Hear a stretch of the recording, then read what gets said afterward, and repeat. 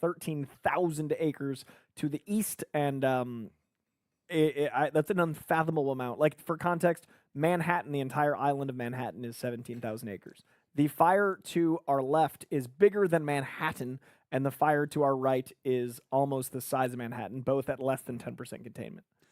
It's really kind of shocking when I'm looking at this footage because I'm scared, Greg.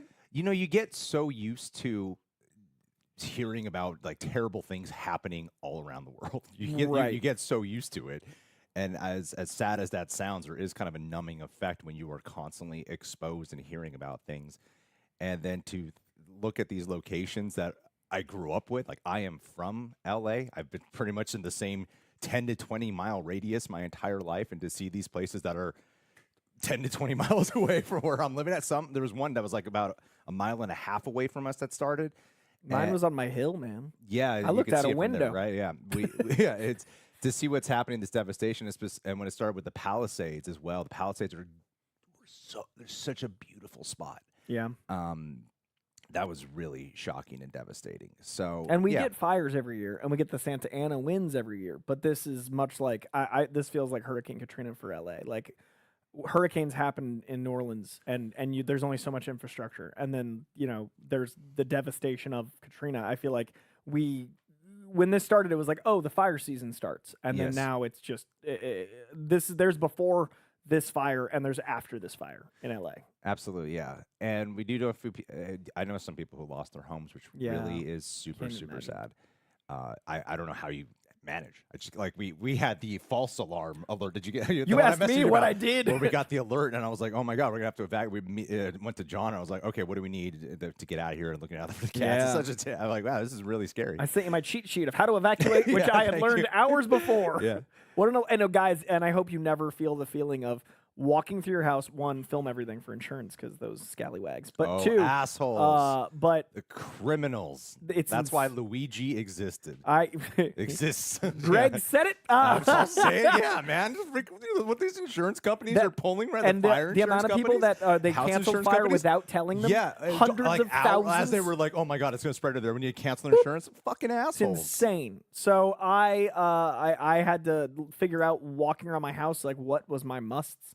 And that is the worst feeling, second, obviously, to losing your home. But, like, the worst feeling I've gone through personally, since I do have a home to go back to tomorrow, I walked through my house and went, like, what do I let burn? Like, what's my most important? It's an awful feeling, and I can't imagine going back home to not having your stuff. So every single person that is in the proximity, having to think that way, you have my empathy. It was horrible. Greg was at the beginning of that journey. And then everyone that lost their home, so many people think that LA is just millionaires, and that's been the hardest part for me of this whole thing. Hasn't been breathing in the smoke, hasn't been like, I've even got like some burn tan. It hasn't been the actual fear. It's been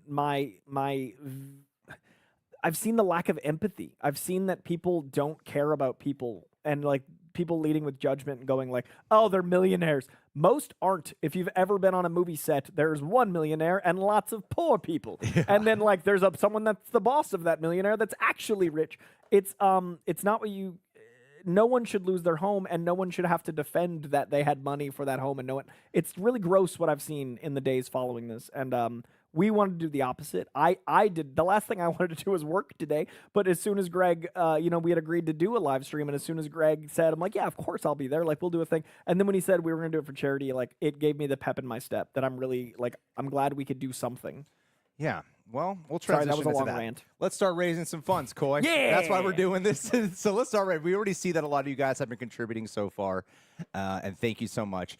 And we are going to be interacting with the chat the entire time we are here. We'll probably be out by 3 p.m. PST, even though we want to make sure we go through every single chat. And Streamlabs, they take less fees, so that'll be even more we can contribute. Additionally, if you are watching this on playback, or if you just want to do right now, please, like, we don't need like the attention or something. There at the top of the description box of this video, there's a link to donate directly to them as well. So there's multiple ways you can get funds to this recovery fund. All right, Coy, let's get into it. I was talking with Coy beforehand because I saw this was like booming in the news. Let's just type in an article here and see what we can find, okay? Right. So apparently, I think this is starting from our buddy from Boston. Jeff Snyder. Oh boy. That he's the T'Challa recasting is apparently a thing. Like, look at this. Over the last couple of days, it's been taken off that this is going to be a thing that is supposedly going to actually be happening in the Marvel Cinematic Universe. But is it recasting T'Challa as we know him? Is it recasting a T'Challa that is from another universe? Or is it the young T'Challa we met in Wakanda Forever and they're just having him be older as part of Young Avengers? That's a great questions all around, Coy. Here's what the article said. I am editing in real time. Look at him go. Look at these skills. There's some cropping stuff that I did not get down.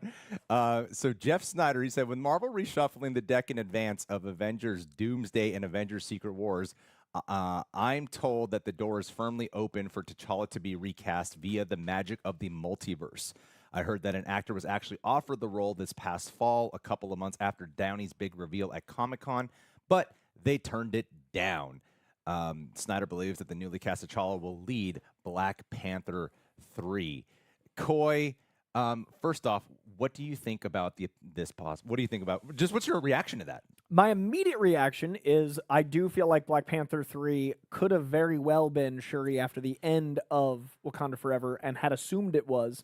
But now that this is being posited and the Denzel Washington accidental confirmation of Black Panther 3, I'm wondering how far along the script is, right? Because I hadn't heard anything until Denzel said, like, he's excited to work with Ryan Coogler. And what a funny thing, right? Like, Denzel Washington being a guy that's like, I'm really excited to work with this guy, Ryan Coogler, turned into, like, accidental confirmation because he doesn't do these big blockbusters. He doesn't realize what that sentence was, and then having to be like, I'm sorry, Ryan, I told the world.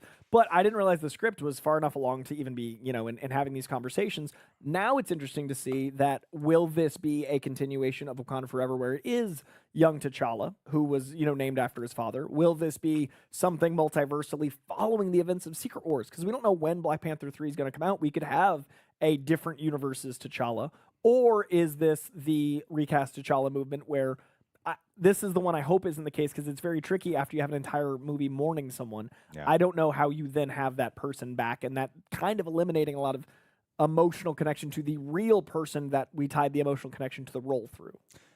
That is the part of this that I think is the most interesting. Yeah. Because I was on the train. I really love Black Panther Wakanda Forever. If you guys saw a review for that, I was a huge fan of that movie, and I was very much moved by that experience. I know that it's become kind of a divisive film over time, and it seems like in the beginning, the recast T'Challa thing was a big no-no for the majority. It seems like over time it has become kind of swung over to that way. Yeah. Doesn't at least paying attention to the online zeitgeist of what's going on. Curious to know what you guys in the chat have to think. What do you guys think about that? Sorry, I just got back from New York a couple days ago, and then it was like a bunch of fires. So I'm still getting used to talking on camera. It's really weird when you take 2 weeks off and you're like, I'm still adjusting to this. But anyway, and we're like moving shit. Like so my brain keeps being like, that's not there. Yeah, like things are just different enough. Like this is all different. I'm like, yeah, today's the time I'm gonna experiment with like having to edit myself here in real time. We've got like natural light. But yeah, that is the aspect of it that I am a little bit worried about, because everything about what Marvel is doing currently just seems they're like so terrified of going bankrupt or something. They're bringing back Robert Downey Jr. They're bringing back Chris Evans apparently, and they brought back the Russo brothers. Yeah. Now it's like, oh, what else were people upset about? You know what? Let's recast T'Challa. Let's find a way to check go all do the it. boxes of the things. And that's a part of it that is seeming like a I don't know. I'm not a big fan of it. I feel like they set up something to do. I think they can do something where you can have a dual thing of Shuri and the son, but the son is he's like 2 years old in that movie. Yeah, so yeah. I'm like, well, what like a big time jump. But multiversal T'Challa would work. I don't think. But do we want that? Do we want like a multiversal one to step in? I feel like most I want that people, more than I want the T'Challa of our universe to somehow be back. I don't think they would do that. Would you prefer a multiversal to the sun? To the sun. Yeah. Unless it's Aldous Hodge, no. Well, that's why Aldous Hodge. I saw that. And I didn't know if that's a conversation you and I had. Because he's definitely I just stole that from Cosmic Wonders. Oh, yeah? Aldous Hodge should be a household name. I'm just taking the thumbnail. Seems good. That'll do. I'm rushing this thumbnail. We're going to put it live together. What's online? I'm just going to grab Thanks, Cosmic Wonder. Yeah. I think Aldous Hodge is fantastic. But I don't know. That'd be a multiversal one I would be okay with. Because I don't know if you want to age up that kid. Like, the timeline's also an issue. Like,